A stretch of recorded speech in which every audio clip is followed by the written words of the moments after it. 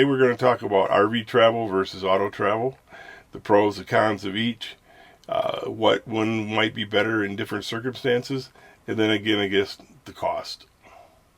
Stick around. I got my bags packed, timeline on track. My winter coat stuck in the closet way back. I won't be needing. Welcome back to Our Morning View. I'm Ron. I'm Shannon, and today we're talking about the pros and cons of RV travel and auto road tripping, including the cost and which one was more beneficial to us and when we use which one. The idea of this video came up because a family member of mine who used to camp said it's not cheaper to RV. They're now road trippers, and that got us thinking. Shannon said we had to make a trip to Fort Worth for our daughter's college graduation. We decided with the upcoming trip to our daughter's graduation in Fort Worth, we looked at RV spots. There was a Fort Worth City campground, and the reviews were very mixed. Other than that, everything was quite a ways outside of Fort Worth, which if we were visiting and just coming in and exploring Fort Worth for a day or two might have been fine, but we really wanted to be in the heart of the action to celebrate our daughter and her graduation. So we decided we would road trip it, and we also needed to move all of her belongings back to Arizona where her job is going to be. So it worked out a little better to do a car trip, and we decided it would be a good opportunity to compare the two. Usually we like the RV. Right. Sure you stick around to the end so you can find out which was more economically feasible. We're going to break this down into 4 sections: food, gas, lodging, time. And we'll talk about each. Where do you want to start? Let's go with food. Okay. Alex, I'll take food for 100. Okay. Go. First topic is food. In the RV, you have a lot of amenities like a fridge, a stove, you can store food, so it's a lot easier to bring your meals. Right, and your snacks. And to access those things as you're on the road. With, grabbing something out of the fridge, just pulling over at a rest area, anything like that. The way our road trip style works generally is we're not good planners, so we might bring a few food things, but it's not quite. Eating in the car is a little more challenging. Not impossible, but challenging.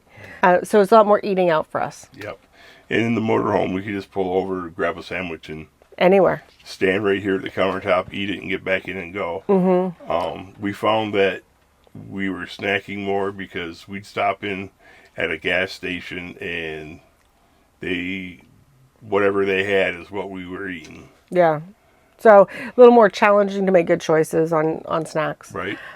I also find that in the RV, I get to bring my coffee. So I have, I can have more than a cup of Keurig coffee in the morning. Whereas when you're in a hotel, you get 1 Keurig cup a piece. And then you have to schlep downstairs to the lobby. Would you say traveling in the RV is better or traveling in the car is better? I prefer the RV. I do too. Because I like having my own food. I do too. Yeah. Alex, I'll take number 2, fuel, for $200. This is really dependent on what you're driving. So our daily driver is a Ford Escape hybrid. We get about 38 miles to a gallon. So that's pretty good fuel mileage. And our Navion gets really good fuel mileage for an RV. We get 15. And our diesel pusher got 10. And our gasser... 8 to 10. Gasser was 6 to 8. And then when we used to tow, so it really depends on what you're towing. I didn't really pay attention to fuel prices. Ron probably did. Yeah, I did. And it would also depend on what kind of car you have. Because, if you don't get good gas mileage on your car, that's going to make a big difference. But fuel prices, diesel and gas were pretty similar. We would have used probably double the fuel for the RV versus a car. Mm-hmm. Because of fuel mileage. Yep. Yeah. So our fuel costs would have gone up, right. But we would have spent less on food. Right. Because we would have brought food. So I would say it'd be more economical to take the car. Yeah. just on gas, Just on gas. just on fuel, it'd be better. So Okay. so now we're at tied 1-to-1. If you're enjoying this video, please subscribe, and if you want to become a super subscriber, hit the bell and you'll be notified when we put out new content that will hopefully inspire you to get out and make some memories. Let's get back to the video. I'll take time for $300. Okay. So, Sorry, just being comical.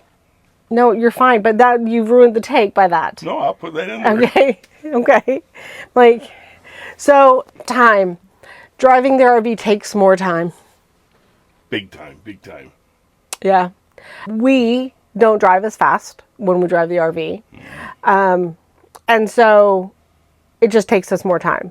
Yeah, I rarely get above 65. If I get over 65, the fuel mileage just plummets. Yeah. So we travel slower, and we generally travel 300 to 400 miles max. Probably better like 300 to 350, but this was a 1,100 mile trip, and we made it there in 2 days. And then we drove back in one day. Right. And we would not have driven back in one day. Well, we would not have driven there in a day and a bit. No. It would have been a 2-3 day drive. Right. Yeah. That's here to Fort Worth in the RV in one day is not possible. Sounds to me it's pretty clear that driving the car is a better deal as far as time. Right. Although, one thing we didn't talk about is there was always the option of flying. Right. That would have added a rental car. And so our time to get there would have gone way down. Our hotel and rental cars would have changed. But we had to bring our daughter's furniture and stuff home as she got a job here in town. And so flying was out from get-go. Yeah. All right. But I would, like I said before, I think time wins it for the... Time wins. Yeah, for the car. We've done 3 topics. Right. We have an RV for food, an RV for a car for fuel, and a car for time. Right. So 1 RV, 2 car. Right. Alex, I'll take lodging for topic number 4 for $400. All right. So when we're in the RV, we need an RV spot. And I'm always really happy if we don't stay at Walmart, but we often stay at Walmart. But, for this, we would not have stayed at Walmart. We would have had to find an RV park. And those range from all over the place. So we've stayed at places as inexpensive as $10 a night. Those are few and far between. To we've spent $70, $80 a night. So, there's a wide range in there. So in my cost comparison that I did $80 a night. Okay, the more expensive side. We're staying in a major city. That's going to, if you go to a KOA, $80 is not out of the question. And then the hotel, what was the nightly rate in the hotel? $259. And so it wasn't a fancy hotel. It was a Hilton property, but just like a business class hotel. It was a Hampton Inn. Hampton Inn. So nice, but not nice, not luxurious. And the room was comfortable. Yeah. So the hotel was $259 a night. The RV park would have been $80. Adding if you compile the change in fuel costs and adding it into the RV cost, we probably still come out ahead total financially because we'd have our own, we'd have all our own food. We wouldn't be eating out. In the beginning, I said that we give you a cost comparison. And what we found is it's really hard to do a cost comparison because everybody's so different. For us, it was more economical for us to take the RV. Mainly because the hotel was $259 a night. Right. Except for in this situation, I travel a lot for work and I get a lot of hotel points. Right. And so I had enough points that our overnight on our way to Fort Worth was covered by points 100%. and our room in Fort Worth was covered 100% with points. This trip, we actually didn't pay anything for the hotel, which made taking the car, being right in the middle of the action. We knew we were going to be celebrating and going out to restaurants and celebrating with our daughter and her friends and enjoying some of what Fort Worth had to offer. And so this trip, for us, it was cheaper to take the car. Right. But I still prefer. I think boiling it down, it goes beyond the cost. And you also got to consider, is the RV paid for or is the car paid for? And all of those things are important. That all adds into it. So I can't really give you a dollar figure. But I think it always comes down to your travel style. Yeah. And how you like to travel. I think everybody knows people who say I like to camp in a 4-star resort. Sometimes that's nice and sometimes that isn't nice to me. But some people never want to be outdoors, and that's okay. We all have different things that we like. But I think this really nicely segues into another topic of how do you afford RVing? So what are your thoughts on comparing a road trip in a car versus road trip in the RV? Do you have any thoughts? What wins out for you? And what are your deciding factors? Comment down below. Well, thanks for watching.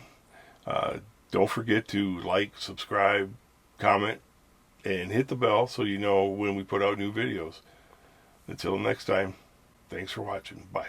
I got my bags packed, timeline on track. My winter coat stuck in the closet way back. I won't be needing that. I won't be needing that.